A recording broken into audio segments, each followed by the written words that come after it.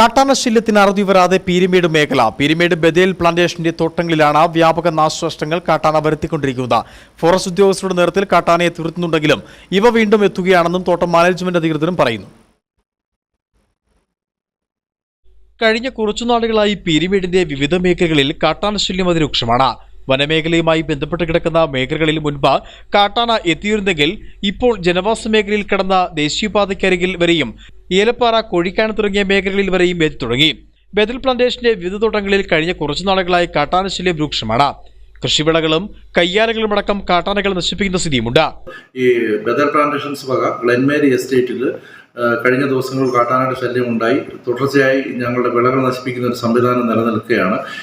Forest അധികാരികളെ അറിയിക്കുന്നതിൻ്റെ പേരിൽ അവർ വന്ന് കാട്ടാനകളെ ഓടിച്ചു വിടുന്നുണ്ടെങ്കിലും അത് കൂട്ടത്തോടെ മാറി ഒരു സ്ഥലത്ത് തമ്പടിച്ചതിന് ശേഷം വീണ്ടും വിളകൾ നശിപ്പിക്കുന്ന ഒരു സംവിധാനമാണ് നിലനിൽക്കുന്നത്.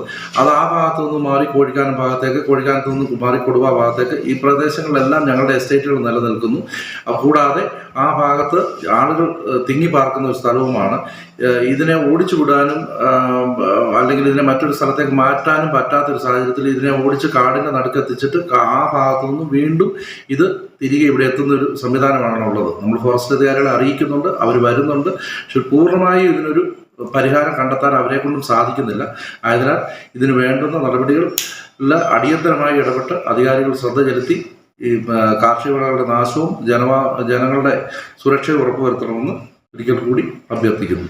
ഓരോ തവണ കാട്ടാനകൾ എത്തുമ്പോഴും ഫോറസ്റ്റ് ഉദ്യോഗസ്ഥരെ വിവരമറിയിക്കുകയും ഇവരെത്തി കാട്ടാനയെ തുരത്തുകയുമാണ് പതിവ്.